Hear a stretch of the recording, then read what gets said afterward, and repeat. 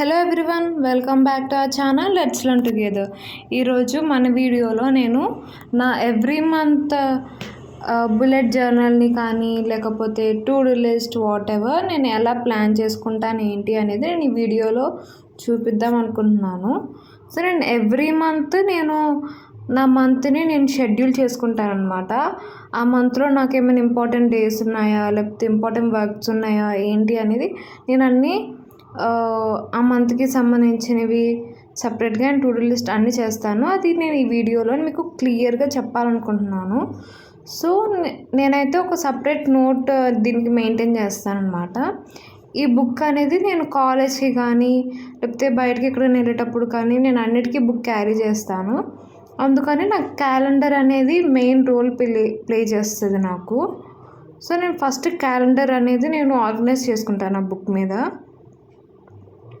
So మీకు కూడా calendar అనేది పర్టికులర్గా ఉండాలి అనుకుంటే మీరు కూడా క్యాలెండర్ డ్రా చేసుకోండి, లేదు అనుకుంటే మీ ఇష్టము. సో నేను అలాగా డ్రా చేసుకుంటాను. ఒకవేళ ఏదైనా ఇంపార్టెంట్ డే కానీ ఏదైనా ఉంది అనుకుంటే నేను ఆ డేట్ మీద మార్క్ చేసుకోవడానికి నాకు వీలవుతుంది. సో ఇలాగా నేను నా క్యాలెండర్ని డిజైన్ చేసుకున్నాను. సో నేను ఇక్కడ ఒక టిప్ ఇద్దాం అనుకుంటున్నాను.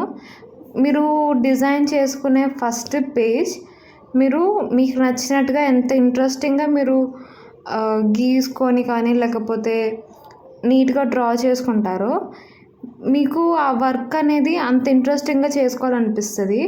నెక్స్ట్ అలాగా మనం టు డూ లిస్ట్ రాసుకునే కొద్దీ ఆ వర్క్స్ ఎప్పటికప్పుడు ఫినిష్ చేసుకునే ఇంట్రెస్ట్ అనేది వస్తుంది అనమాట. అది నేను చాలా పర్టికులర్గా తీసుకుంటాను. అందుకనే నా ఫస్ట్ పేజ్ అనేది ఆ మంత్లో నీట్గా నేను డ్రా చేసుకుంటాను అనమాట. సో ఇప్పుడైతే నేను క్యాలెండర్ డ్రా చేసేసుకున్నాను. సో నెక్స్ట్ వచ్చేసి నేను టు డూ లిస్ట్ రాసుకుంటున్నాను. ఇక్కడ మీరు టు డూ లిస్ట్లో మీరు ఎలాగైనా రాసుకోవచ్చు అనమాట. నేనైతే ఈ మంత్లో నేను ఏమేమి చేయాలనుకుంటున్నానో నార్మల్గా రాసుకున్నాను. అండ్ దానికన్నా ముందు మీరు ఒక మోటివ్ పెట్టుకోండి. అంటే ఈ మంత్లో మిమ్మల్ని ఇన్స్పైర్ చేసేలాగా ఎవ్రీ మంత్ ఒక కోట్ రాసుకోండి. నేనైతే ఈ అక్టోబర్కి నేను ఈ కోట్ రాసుకుంటున్నాను రిమైండర్ లాగా. ఇలా మీరు ఎవ్రీ మంత్ మీరు రాసుకుంటూ ఉంటే మీకు ఆ మంత్ అనేది కొంచెం ఇన్స్పైరింగ్గా మోటివేషన్గా ఉంటుంది.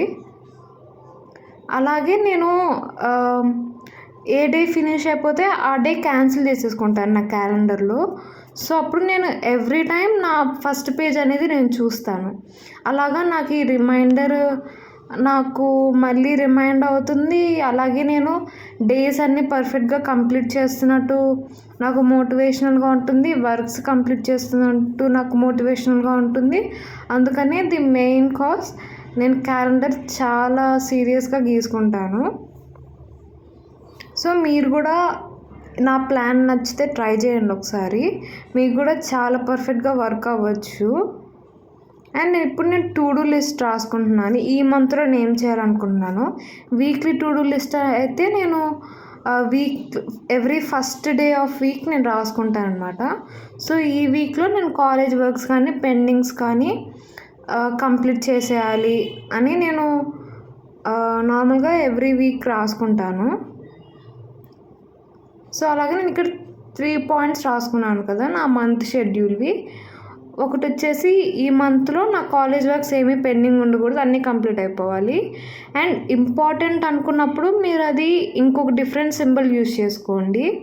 ఇక్కడ వచ్చేసి నా వీక్లీ వీడియో అప్లోడ్ వచ్చేసి నేను ఇంపార్టెంట్గా మార్క్ చేసుకున్నాను. తర్వాత వీక్లీ టు డూ లిస్ట్, ఆ తర్వాత ది మెయిన్ వచ్చేసి రివార్డ్ యువర్ సెల్ఫ్. మీరు ఏదో ఒక వర్క్ కంప్లీట్ చేశారంటే ఖచ్చితంగా మిమ్మల్ని మీరు రివార్డ్ చేసుకోండి. అప్పుడే మీకు నెక్స్ట్ వర్క్ కంప్లీట్ చేయడానికి చాలా మోటివేషనల్గా ఉంటుంది. నేనైతే ఏదైనా వర్క్ కంప్లీట్ చేస్తే మా కాలేజ్ క్యాంటీన్కి వెళ్ళి చాక్లెట్ కొనుక్కుంటాను. అలాగా మీరు కూడా మీకు నచ్చింది కొనుక్కొని మీకు మీరే రివార్డ్ చేసుకోండి.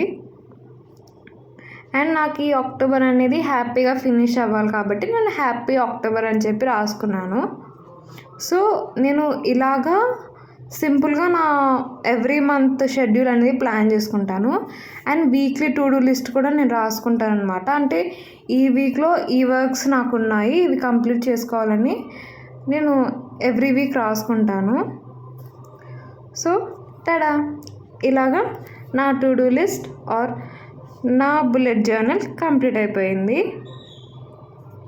ఇప్పుడు దాకా ఎవరైనా చేసుకోలేదు ఈ టు డూ లిస్ట్ కానీ జర్నల్స్ కానీ అనుకుంటే ఇప్పటి నుంచి స్టార్ట్ చేయాలనుకున్న వాళ్ళు ఈ వీడియో రిఫరెన్స్ కింద తీసుకొని ట్రై చేయండి.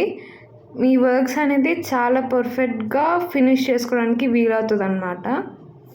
ఈ వీడియో మీకు చాలా యూజ్ అయింది అనుకుంటే మాత్రం షేర్ చేయడం కానీ అలాగే సబ్స్క్రైబ్ చేయడం మర్చిపోవద్దు.